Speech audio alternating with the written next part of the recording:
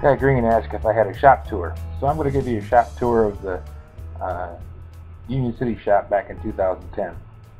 This was my storage cabinet where I packed everything that didn't want to fit on top of the bench, and there was a lot of stuff. I put paint sprayers and paint fillers and little bits and pieces of everything in there. You can see the top of the bench is pretty well covered. There's a key cutting machine, some storage cabinets. Here's a rack where I had individual pieces of some hardware, some storage up on the top shelf. This is the drill press bench and another shot of the storage area. I also had the hydraulic press sitting on the bench there. The shelves, or the drawers down below, you'll see in a little bit. This was an area where I had some boxes piled up on top of the bench, and that's where I kept all the screws, nuts, and bolts in that corner, and my crossbow and recurve bows. Another shot of the storage shelves. That was some of the first shelves that I built in that workshop.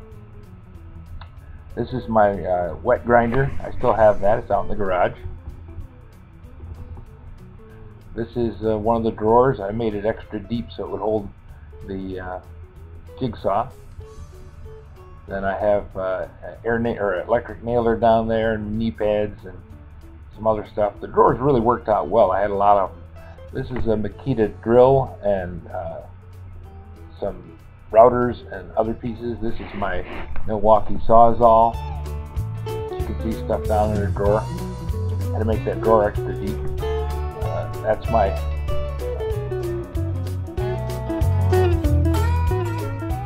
joiner plane. This is a junk drawer with a paper cutter in it. This is a drawer full of vice grips. I seem to collect those. Got a pile of them. And this is just a corner where my old toolbox sits on the floor. It's piled up pretty heavy. There's a casting down there. It's supposed to be part of a lathe. This is my old Farmall B tractor that I had in there working on the engine. That's the DeWalt chop saw. This is the rack of wrenches and things behind the lathe. Under the towel is the metal lathe. Then there's a wood lathe sitting on the bench next to the metal lathe, and off to the right's grinders and belt sanders and other things. And you can see the small drill press sitting there on the end of the bench. Had two of them because sometimes you wanted to do two different things. This is my table saw. It's the big workhorse of the operation. I did a lot of work with that. That's one of the first power tools I bought.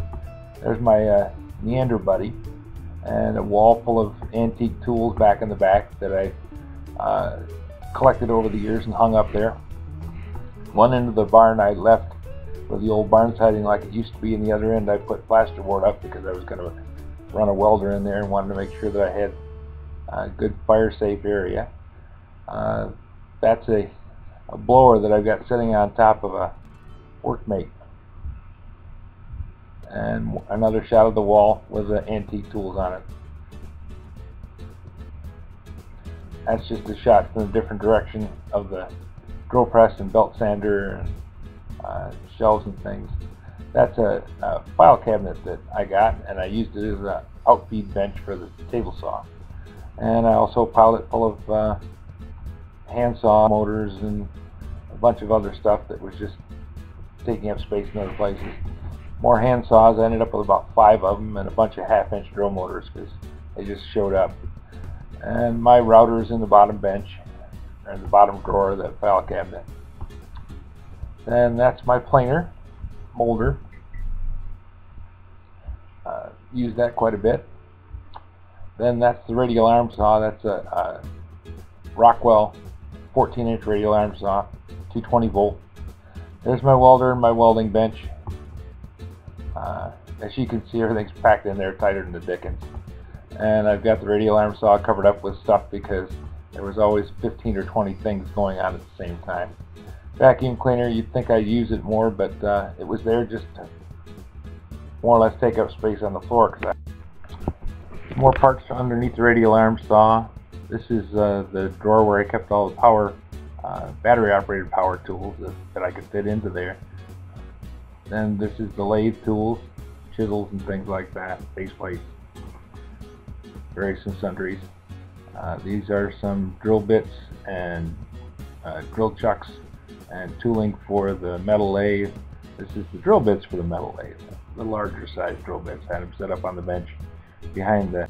This is the South Bend lathe itself. It's a short clip that I made when I was working on the first chisel that I rebuilt. Then along the wall here is a rack where I kept the long pipe clamps, and that's over in the corner next to the power supply and the jump pile.